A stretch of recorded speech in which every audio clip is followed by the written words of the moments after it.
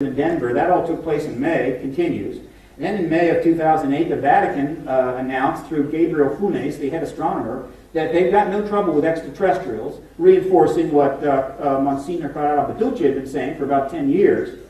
Then Larry King Live in July starts a series of programs, one after another, on UFOs, particularly including some exopolitics stuff, bringing on 4 or 5 witnesses at a time, including Edgar Mitchell and others. And then Dr. Edgar Mitchell appears on the Kerrang radio in UK and restates his assertions about the ET presence, but to an audience hearing it for the first time. Kerrang radio is owned by Bauer Conglomerate, a big German company, so when they put out a press release about it, it explodes in Europe, right? If you go to my website, you can see the archive of the 50 articles written about his comments that day on Kerrang radio, as well as the interviews. There's about 10 video interviews there. He got 200 interview requests. He had to turn most of them down. And the news cycle ended. And then more UFO files released by the UK in October of 2008, and it was this file release that brought out the Milton Torres case, where he was asked as an Air Force pilot in 1957 to shoot down a UFO. Now, before we get to the final wrap-up here, I want to quickly run through the presidents, just to give you a perspective. President Truman almost certainly knew what was going on. He was briefed. He was aware of Roswell. He may have been behind the decision of Roger Ramey to change the Roswell event story to a weather balloon. Eisenhower was fully informed, without question. Whether he had a meeting with an ET, don't know for sure, but there's a lot of research on that. I don't think anybody's surprised that he was fully informed. John Kennedy, I don't think was given a full briefing. I think he was given limited information, but John knew. One way or another, he knew the ET presence was real. Exactly how much he was shown, we don't know. There is work, Grant is working on it and others, trying to find out if there was any connection between his assassination and his thinking or intentions regarding the UFO issue. I hope one day we learn the whole story. I don't believe that Gerald Ford was told anything. In fact, I think he was punished because he was the principal player in bringing forth a congressional hearing in 1966. I don't think the military intelligence people were happy about that. So I don't think Gerald Ford was told anything. Jimmy Carter was not given a briefing, but he did try to look into this issue. One of the individuals that was a principal to that attempt, Alfred Weber, is here. Another individual that was a principal to that attempt, Daniel Sheehan, has spoken out about this. He then shut down on the issue completely. Those studies were shut down. He has avoided the subject as much as possible since. And then Ronald Reagan, a very interesting situation there. I don't believe he was given a full briefing, but I think he was tipped or knew that the ET presence was real. I think it was brought to his attention as part of the process of selling the SDI program to him. Meaning, it's not just the Soviets we need to create these missiles for, but we got an ET thing going on here too, and so it's 2 for 1.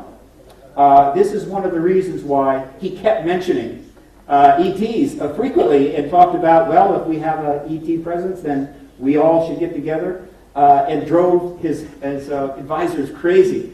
But I don't think he was fully briefed. This man, I don't believe was briefed. But of course, I think he would have liked to got into the issue. And I think when Rockefeller approached him, it set off alarm bells all over the military intelligence community.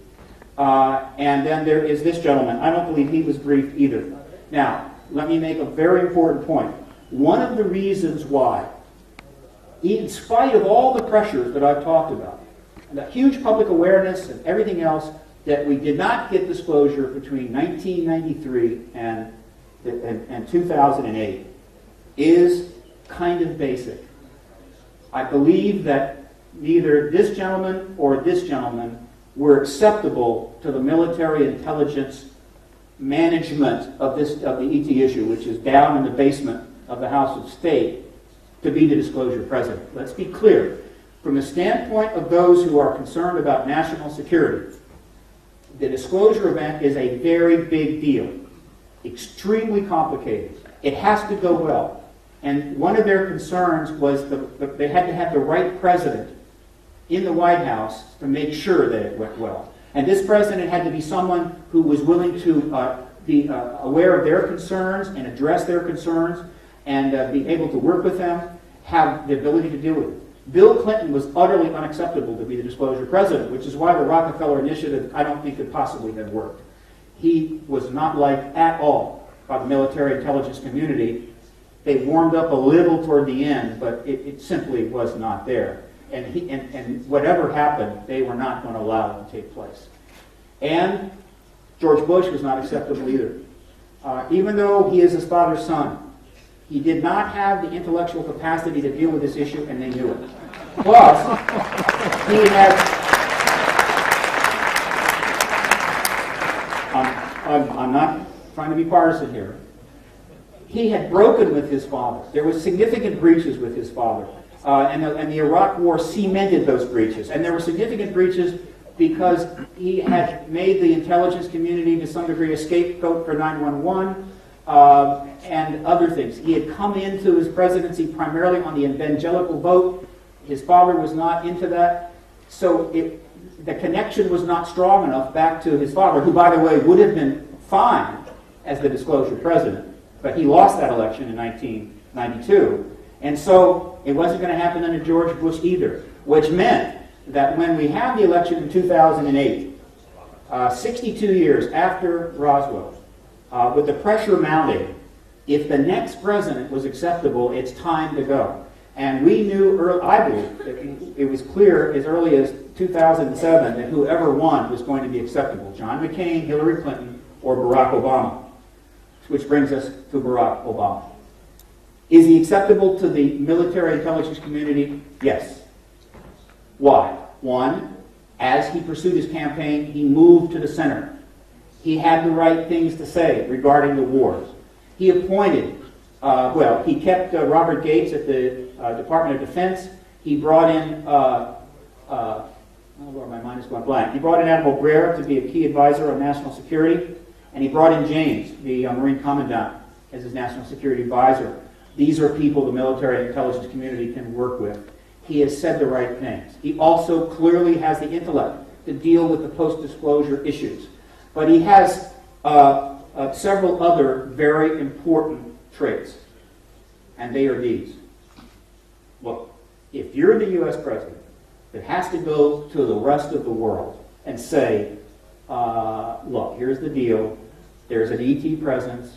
My government has known about it for 62 years. We haven't acknowledged it, but we're doing it now. All right? And you're going to want to have to say that. It would be helpful if you were popular. And as it happens, Barack Obama entered the office the most popular international president, internationally, in American history. It also, if you are the president of the United States and you have to go to the world and say that, right? And then deal with all of the foo-fa that takes place. I wonder if foo-fa translates. It just so happens that world you're going to be talking to is mostly brown. And so it would not hurt if the president was brown. All right? Significant asset. So, this man is acceptable. So the question is, what's going to happen?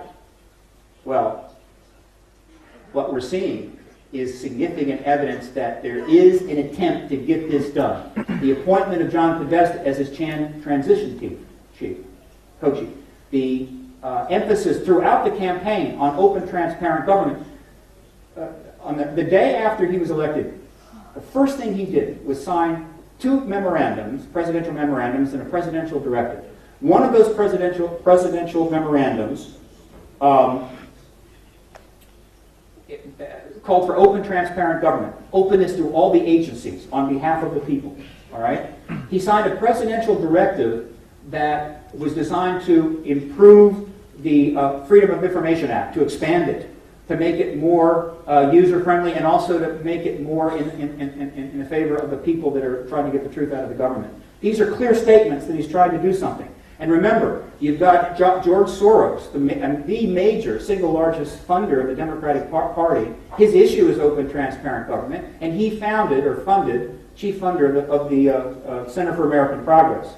And so, with all of that in play, and all of this